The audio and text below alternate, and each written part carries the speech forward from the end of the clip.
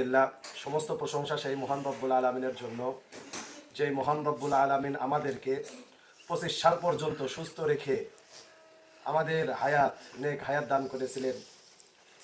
আর কিছুক্ষণের মধ্যেই আমাদের 25 সাল বিদায় নিবে, 26 সালে আমরা উপনীত হব। জানি না দীর্ঘদিন বিগত দিনগুলো আমরা কি করেছি, অনেক গুনাহ করেছি। এজন্য আমরা আল্লাহর কাছে আজকে খাস দিলে দোয়া করব, তওবা করব, যে 26 সাল থেকে যতদিন পর্যন্ত আমরা জীবিত থাকব, আল্লাহ যেন আমাদেরকে তার ইবাদত গোলামি করার তৌফিক দান করেন। আল্লাহুম্মা আমিন। রব্বানা আতিনা ফিদ দুনিয়া হাসানাতাও ওয়া ফিল আখিরাতি হাসানাতাও ওয়া কিনা আযাবান নার।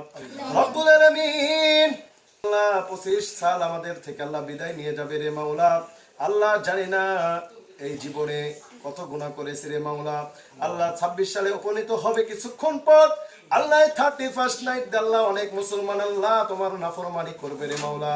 আল্লাহ তোমার নবীর মাদ্রাসার ভিতরে আল্লাহ কচি কাঁচা মাসুম বাচ্চাদের নিয়ে আল্লাহ আমরা কোরআন খতম করলাম। আল্লাহ এই দিনে আমাদের দেশ নেত্রী আল্লাহ বেগম খালেদা জিয়া আল্লাহ এই দুনিয়ার মায়া ত্যাগ করে আল্লাহ পরকালে গমন করেছে রে মাওলা।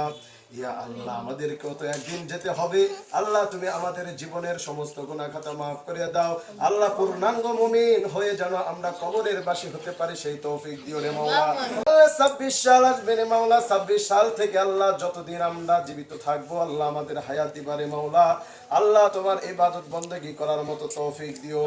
আল্লাহ তুমি বলেছো আমার বান্দারা গুনাহ করতে ভালোবাসে, আর আমি মালিক বান্দাকে মাফ করতে ভালোবাসি। আল্লাহ শয়তানের ওয়াসওয়াসায় পড়ে অনেক সময় গুনাহ করে ফেলি রে মাওলা। আল্লাহ তুমি আমাদেরকে গুনাহ মাফ করিয়া দাও।